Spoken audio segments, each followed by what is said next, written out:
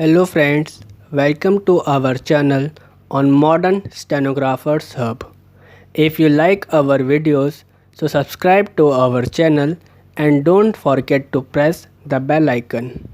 Today I am going to dictate you at 80 words per minute, so without any further delay, let's start the dictation.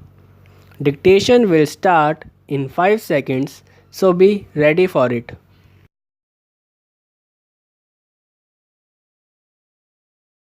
Mr. Vice Chairman, the Finance Minister referred in March last to the difficulty of obtaining the foreign exchange required for the 10th five-year plan. He referred to it again in May last. But he said that whatever the difficulties might be, he believed that sufficient resources would be available for the hard core of the plan. In other words, he thought that certain projects which were included in the phrase hardcore of the plan could be carried through while certain other schemes or projects might have to be left out. His last statement on this subject was made a few days ago in another place. The word that is favored now by the government with regard to the plan is refacing. The Planning Commission and the government are now engaged in refacing the plan. The Finance Minister, while referring to this, said that whatever the people spoke of the refacing of the plan or of the allocation or reallocation of priorities. It meant that a little pruning was implicit in the re-examination of the plan. Now, sir, we should like to know what exactly this refacing means.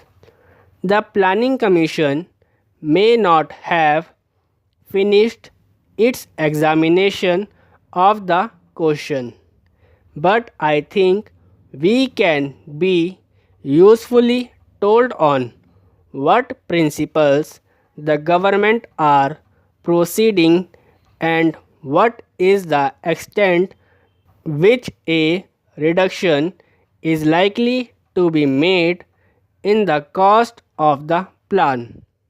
I read a few days ago, sir, in a daily that it was being considered whether the fertilizer projects might be cut out of the plan.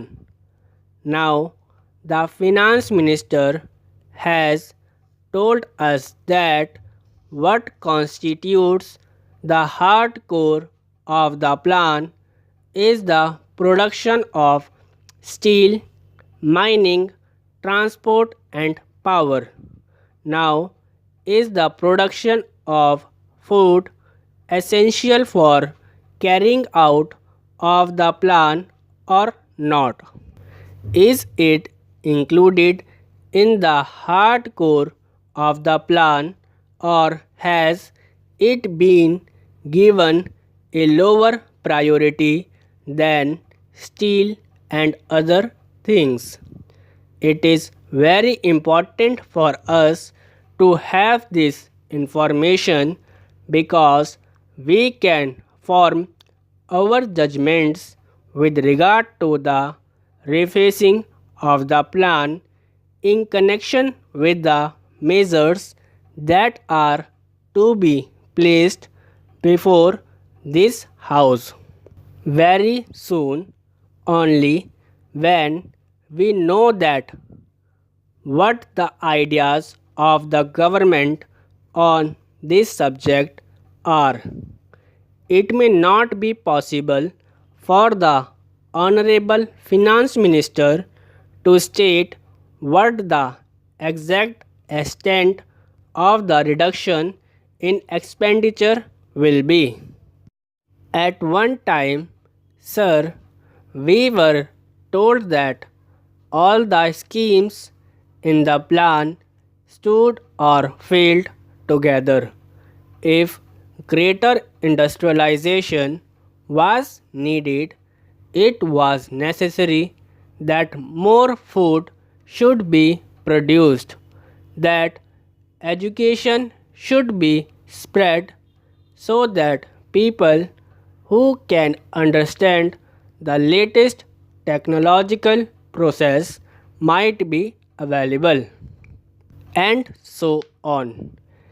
It is this that makes it necessary for us to ask how the ideas of the government on this subject have changed, and what, broadly speaking, they propose to do now. In view of the shortage of foreign exchange and the danger of having recourse to deficit financing to a large extent. Sir, I referred a minute ago to the importance of increasing food production. Now, several measures have been taken by Parliament and by government to make more food available to the people. The Essential Commodities Act was amended last year in order to give government the power to requisition stocks believed to be hoarded by grain dealers. Then it was announced that India was being divided into a number of zones because it was believed that restrictions on the free movement of food grains would bring down their prices and consequently lessen the temptation to hoard. Then, sir, in addition to this, the Reserve Bank asked the scheduled bank to reduce the advances made by them for the purchase of food grains because it was believed that the bank's advance were being used in order to buy more and more food grains and hoard them. As a result of these measures, the food minister could say 3 or 4 weeks ago that the rise in food prices had already been checked.